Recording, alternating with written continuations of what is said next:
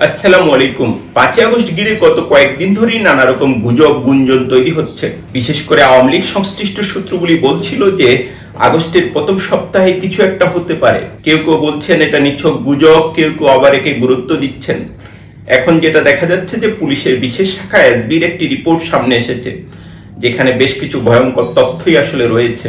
এসবির পক্ষ থেকে সারা দেশের পুলিশ কমিশনার এবং এসপিদেরকে চিঠিটা দেওয়া হয়েছে এবং সেখানে বলা হয়েছে যে 29শে জুলাই থেকে 8ই আগস্ট পর্যন্ত আওয়ামী লীগ এবং তার সমর্থিত যে নেতাকর্মীরা তারা দেশে একটা নৈরাজ্যকর পরিস্থিতি তৈরি করতে পারেন।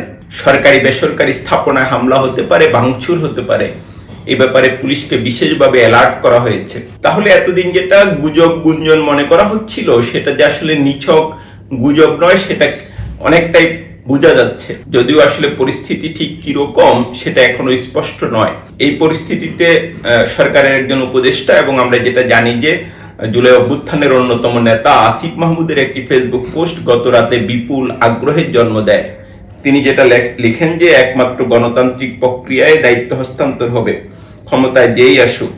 অন্য কোনো উপায়ে ক্ষমতা দখলের ফন্দিপিটির 5ই আগস্টের মতোই প্রতিরোধের মুখে পড়বে।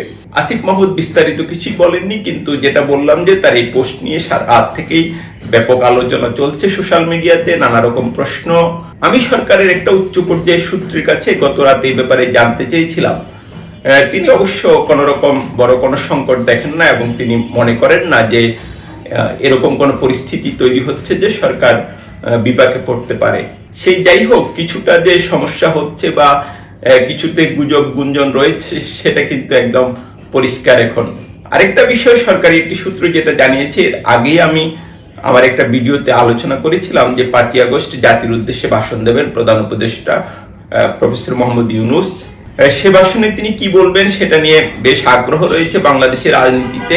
এর আগে আমরা যেটা জানি যে নির্বাচন নিয়ে একটা সময়সীমা তিনি প্রথম দিয়েছিলেন এপ্রিলে, পরে বিএনপির ভারপ্রাপ্ত চেয়ারম্যান তারেক রহমানের সঙ্গে ওনার একটা বৈঠক হয়েছিল। সেই বৈঠকে নির্বাচন নিয়ে একটা নতুন সমঝোতা হয় এবং যেটা বলা হয় যে ফেব্রুয়ারির দ্বিতীয় সপ্তাহে নির্বাচন হতে পারে।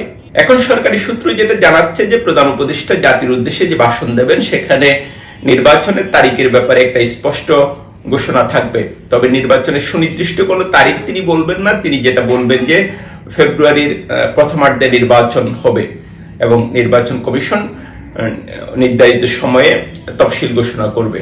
এর আগে আশা করা যাচ্ছে যে জুলাই সনদ প্রণীত হবে এবং রাজনৈতিক দলগুলো জুলাই সনদে স্বাক্ষর করবে। যদিও কিছু বিষয় এখনো বেশ বড় জটিলতায় রয়েছে, বিশেষ করে পিএসসি, দুদকের মতো সাংবিধানিক প্রতিষ্ঠানগুলোতে নিয়োগ প্রক্রিয়া নিয়ে এখন পর্যন্ত রাজনৈতিক দলগুলি একমত হতে পারেনি এবং এটা নিয়ে ছাত্র নেতাদের মধ্যে তীব্র প্রতিক্রিয়া আছে।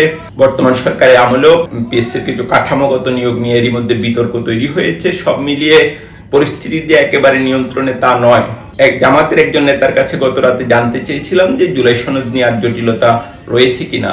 তিনি যেটা বলছেন যে এখন এটা আসলে কিভাবে কার্যকর হবে সেটা এখনো একটা বড় প্রশ্ন, যদি আমরা খসড়ায় যেটা দেখছি যে 2 বছরের মধ্যে এটা কার্যকরের কথা বলা আছে।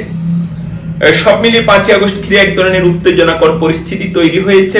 দেখা যাক শেষ পর্যন্ত কি হয়।